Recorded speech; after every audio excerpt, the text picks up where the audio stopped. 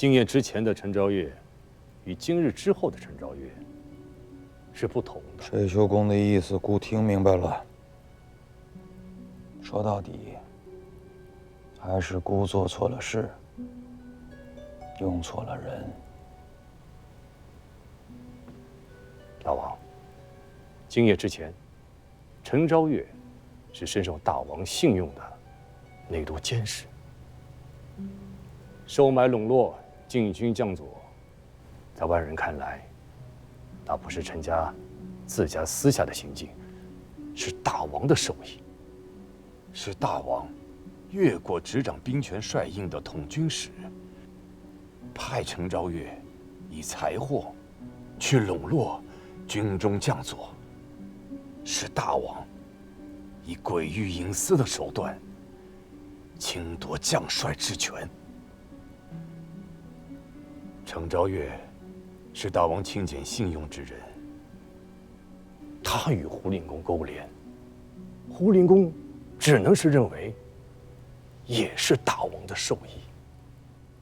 即便陈昭岳说明了要图谋不轨，但是在胡令公这样的一位不被大王信用的老臣众将看起来，那也只是大王对胡令公的猜忌和试探，甚至是更加恶毒的图谋与构陷，是请君入瓮，是引蛇出洞。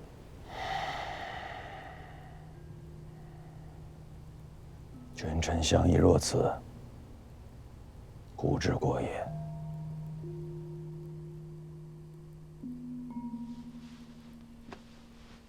今夜的请示，洪雷公也只能将家丁聚集起来。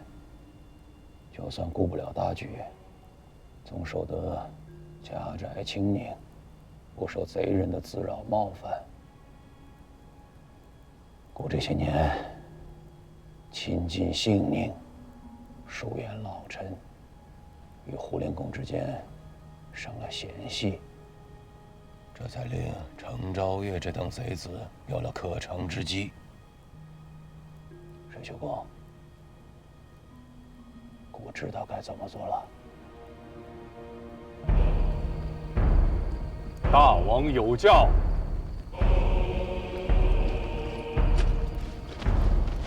臣胡进思，恭领大王教命。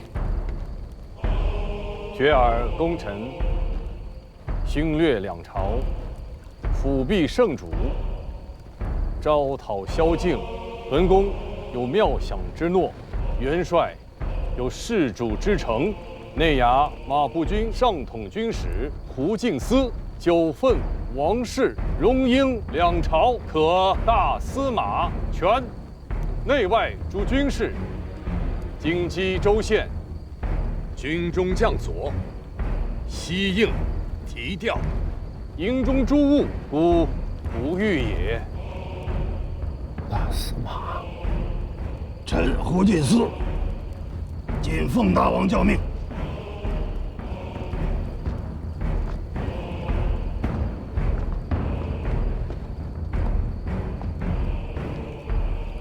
我书兵符在此，请令公入衙试事。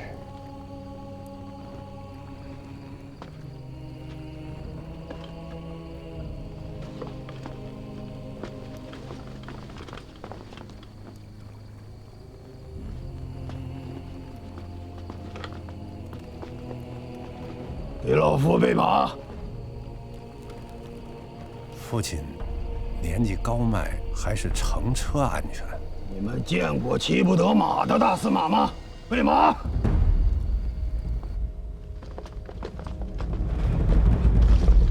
末将等参见大司马。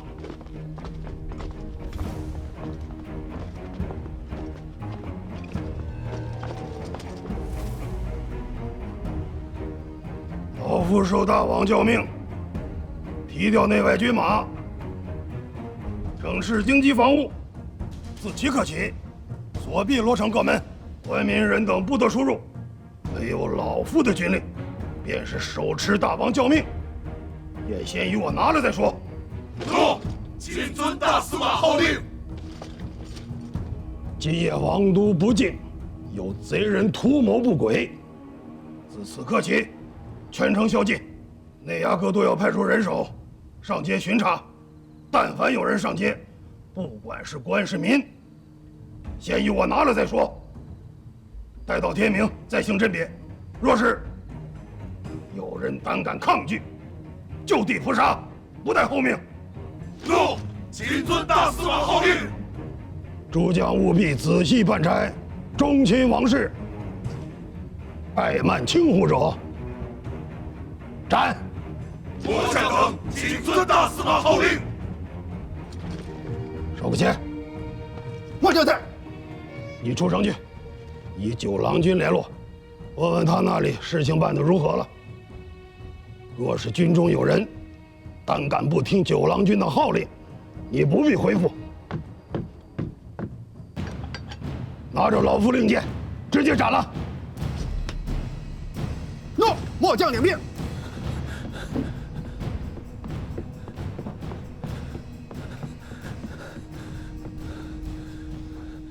马步军司那边传来消息，胡金司拜了大司马，接管了内外兵权，下令全城宵禁戒严，所有的官民人等不得出入啊！大变在即，小大王居然有胆子了。城外秦淮社那边可有消息？没有。太等了，时间太短了，来不及了。各地的人手到齐了不到3成呢，大约还有7成还在路上呢。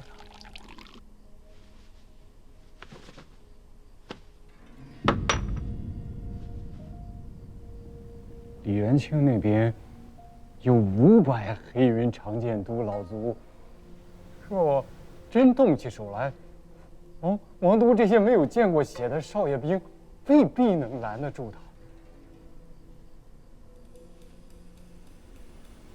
你说呢？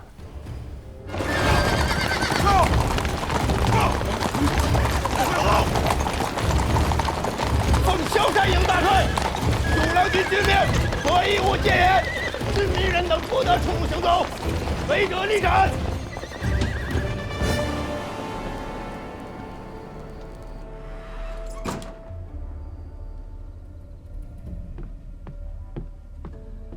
都头，我混出去看看情形吧。老实待着。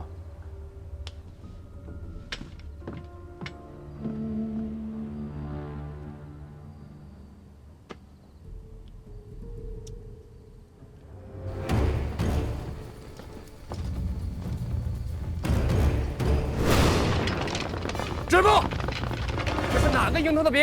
上！就地格杀！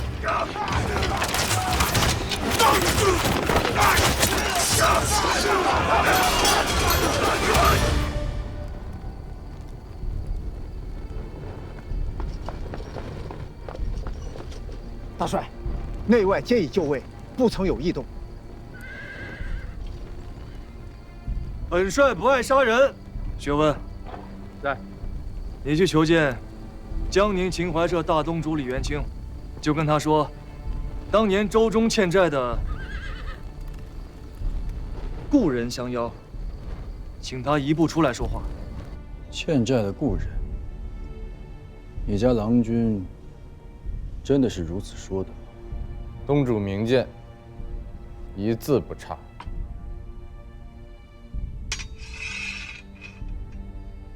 从不曾听说过谁家债主要屈尊去见欠债。若你家郎君当真有心，便劳请他这个欠债的屈尊来见我这个债主。此人也忒无礼，这明摆的是窝藏祸心呢。大帅，你乃一军之主，断不可轻刀显地啊！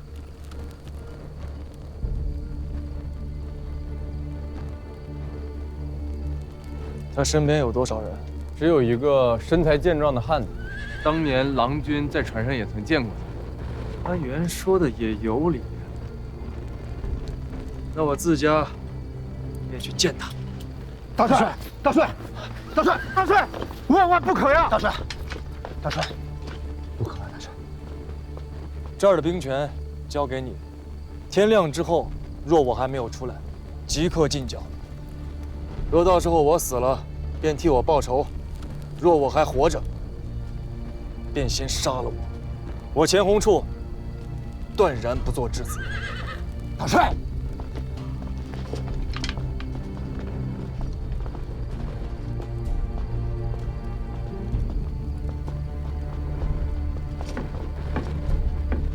你们都先退下。元清兄，钱弘处在此，请赐一剑。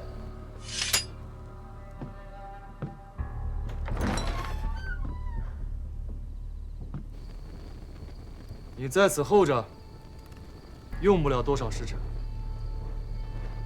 诺。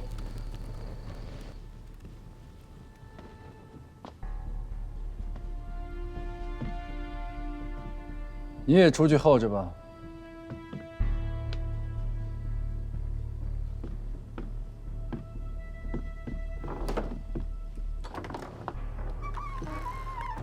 还是这般不爱讲话。汴梁一别，九郎君倒是无恙。元清兄此来，究竟带了多少人啊？10万大军，九郎信吗？当年都不会信，更何况今日？3000甲士，九郎信吗？当年或许会信，可今日不信。500老卒呢？九郎信吗？信。这些人现下何处？你到此处来找我，便是为了此事。伯夷吾乃王都基府最为繁华生息之地，弘处不愿看到此处受了刀兵之灾。弘处是来议和的。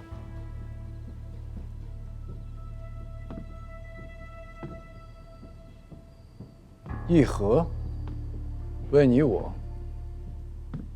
为南唐？亦为吴越。我虽行走于南北，却并无古之行人出使地盟之权。元清兄受命于谁啊？是皇太帝还是润州的燕王？这倒真是交浅言深啊。福州之战，俘获南唐将卒12000有余，生擒枢密副使查文辉。若迎其还乡，不论是在皇太帝还是燕王面前，都是一桩大人情、大功劳。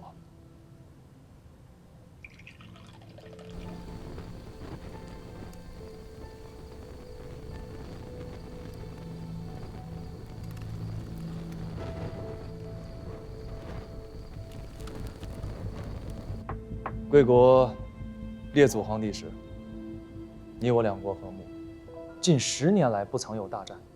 如今，贵国天子御疾以来，大战3场，1000人之战12场，我吴越军民亦有不少被掳去贵国。若能达成和议，使唐人归唐，吴越人归吴越，两国就此罢兵，也算是元清兄和弘处的一件大功德吧。九郎打的可是好算计，和议之事，乃是两国之事。九郎算准了，只要提出和议，元清是万万不敢做主的，势必会请示江宁朝堂与陛下。这一来一回，没有个3、5日，是不可能说清楚的。而吴越今夜之危，却不可能拖个3、5日。九郎此意一出，无论和议之论是真是假，至少今天夜里，元清是万万不能出手的了。正是如此。元清兄若看重的是个人富贵，那自然可以当作从未听过弘处讲的这番话。可若元清兄心中尚有家国之念，那今夜势必要偃旗息鼓了。九郎何以如此笃定？你元清不在乎个人富贵？元清兄看重的是个人富贵啊。那更好办，我吴越台州刺史之职已缺至半年之久。我愿亲书表彰，奏与当今大王，保荐元清兄为台州刺史，知本州事。时间过得可真快呀！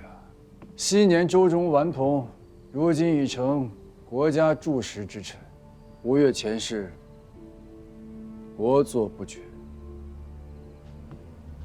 元清兄有决断了？元清亦想要个人富贵，可奈何胸中仍存家国之念。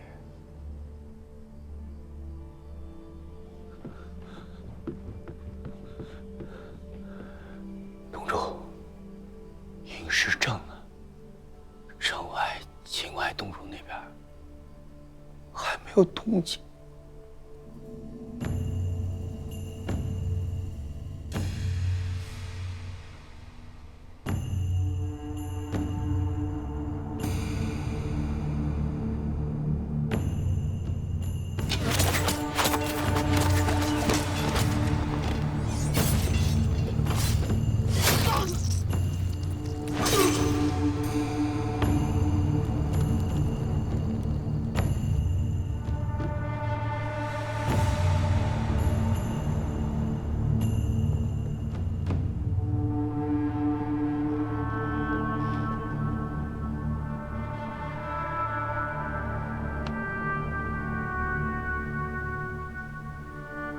下去吧。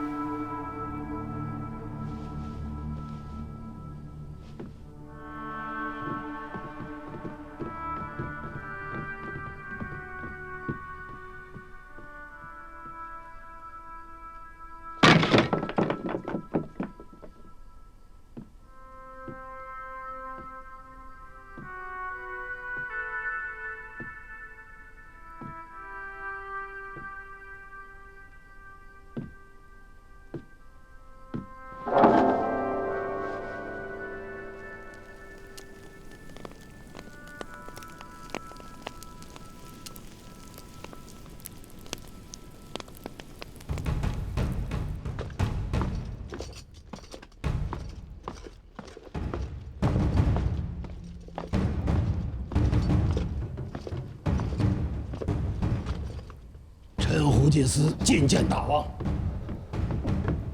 老令公，老令公，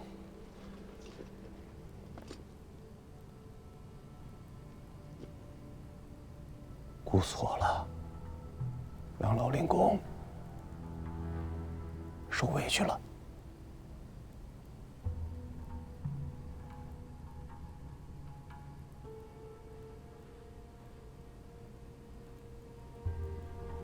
大王，臣90岁了，什么事都没见过，些许琢磨，算不得什么委屈。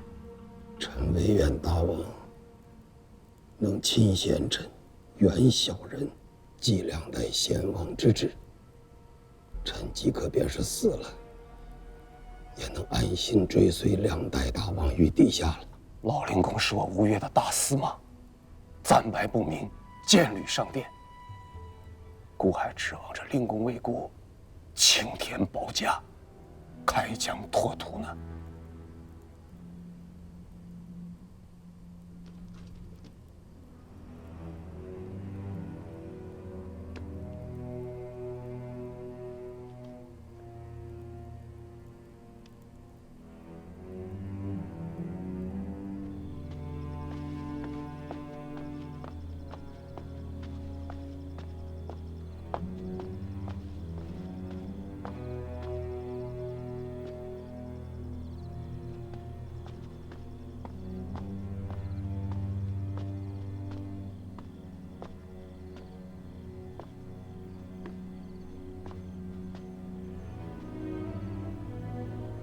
跪了一宿。且两句。办了一宿的大事儿，还未曾议你的罪。按理说，贪渎成性，阴劫贼人，图谋不轨，伙分内库，致使先王薨逝，就这几项罪名，一个寡字，那是逃脱不掉的。求齐郎君救命！我为何要救你的命？我又如何救得了你的命？小人自知罪无可悔，甘愿戴罪立功，只求郎君为小人说几句话。小人在此立誓，此生此世，甘愿为郎君驾前走马执权。郎君有所吩咐，小人纵肝脑涂地，亦不敢辞。教命以下，程昭月私藏甲胄，因蓄死事，勾结敌国，图谋大逆。以下有司，明正典刑，夷三族。教命以下御史台，从亲卫都调100人，护从御史前往山岳社，将程昭月拘拿归案。我不需要你肝脑涂地，将差事办得仔细些，莫叫人挑出错处来。小人叩谢齐郎君活命之恩。